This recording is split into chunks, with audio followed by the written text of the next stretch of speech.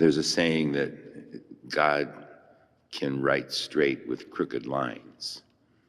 And I think that applies to this story about Joseph and his brothers in the Old Testament. That Joseph certainly didn't understand what was happening to him.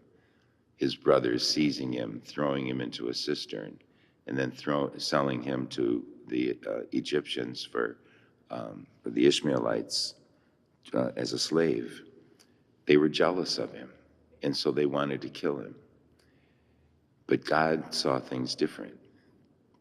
Little did Joseph know, as we know the story, that when he did arrive in Egypt, he would come to great power, that the Pharaoh would give him great power over all of his land. And when the famine would strike his own brothers and their father in Israel, they would go to Egypt, and Joseph, their brother, would forgive them and would provide food for their whole family. God writes straight with crooked lines. God somehow chooses, and he can, to bring good out of evil. We question sometimes, why doesn't God just get rid of all bad things? There's wars and natural disasters and riots.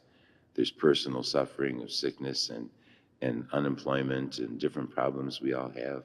And say, why doesn't God just change that?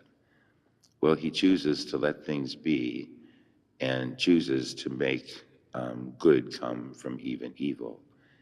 And if we put our trust in God, he will help us to persevere through things, and just like with Joseph, bring about a good end. We have to trust that.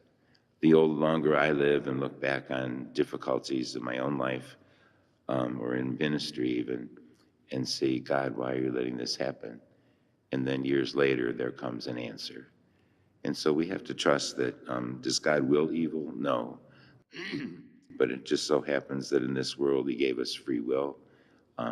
Natural disasters happen, but God will bring good out of them if we just trust in him somehow. So the gospel is the same today. These men were jealous.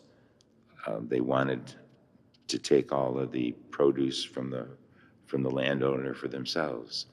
The son represents Jesus, just like Joseph represented Jesus, and they killed him.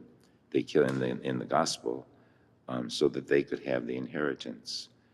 And again, God writes straight with crooked lines, because even though they nailed Jesus to the cross, he brought about salvation for all of mankind by his death. He overcame death and sin. So it's kind of marvelous the way God works. We have to trust the fact that he's with us always. It's not easy, but if we trust he's with us, we certainly can endure a great deal. Let us stand and offer our prayers and petitions.